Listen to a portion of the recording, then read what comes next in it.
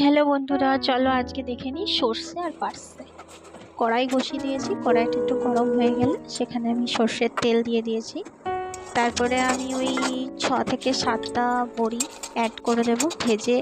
এটা আমি আলাদা জায়গায় তুলে রাখবো, একটা ছোট বাটিতে তুলে রাখবো। দেখতেই পাচ্ছ।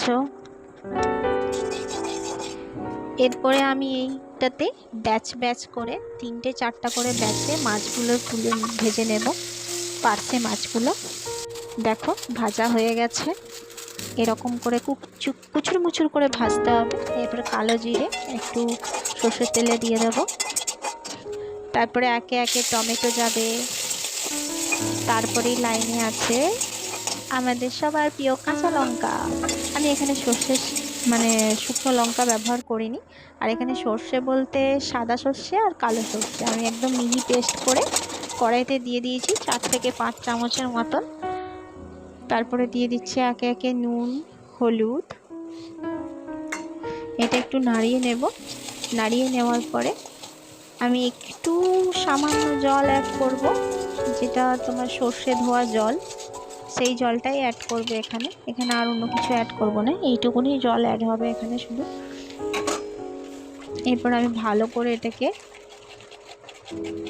গ্রেভি করে নেব, যতক্ষণ না ওর কাঁচা একটা গন্ধ চলে যাচ্ছে। সর্ষের যে কাঁচা গন্ধটা থাকে না, সেটা চলে যাচ্ছে, ততক্ষণ পর্যন্ত আমি এটা কষবো। এটা কিন্তু পুরোটাই মিডিয়াম আছে হবে। আমার মনে হলো আর একটু জল দেওয়া দরকার, তাই আর একটু জল আমি এখানে একটু গরম করে নিলাম।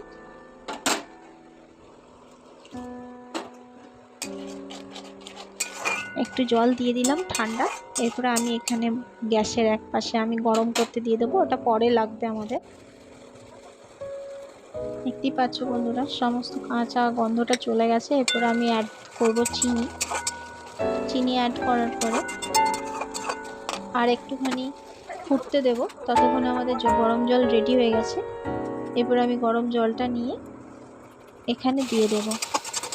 দেখতে পাচ্ছ, এই পর্যায়ে এসে আমি গরম জলটা দেবো। হ্যাঁ, যখন দেখবো সর্ষেটা তেল ছাড়তে লেগে গেছে, তখন আমি গরম জলটা অ্যাড করব। এরপরে আমি বড়িটা দিয়ে দেব। তারপরে কুচুর মুচুর করে ভেজে রাখা পার্সে মাছ। ফাইনালি আমাদের পার্সে মাছের এন্ট্রি হয়ে গেছে। আর পার্সে মাছ তো খুব নরম হয়, তাই খুব সাবধানে দিতে হবে এবং খুন্তি না নাড়ানোই ভালো। আমি একটুখানি চুবিয়ে দিয়েছি যাতে ডুবো ডুবো হয়ে থাকে। তারপরে ওই 4 থেকে 5টা কাঁচা লঙ্কা আমি দিয়ে দেব। তারপরে একটু সর্ষের তেল অ্যাড করে দিয়ে সামান্য একটু ব্লক আসবে, তারপর নামিয়ে দেবো। খুব টেস্টি হয়েছিল, একবার বাড়িতে আপনারা বানিয়ে দেখবেন। তারপরে আমাকে কমেন্টস করে জানাবেন কেমন হয়েছে, আর লাইক, শেয়ার অ্যান্ড সাবস্ক্রাইব করে দেবেন। Thank you.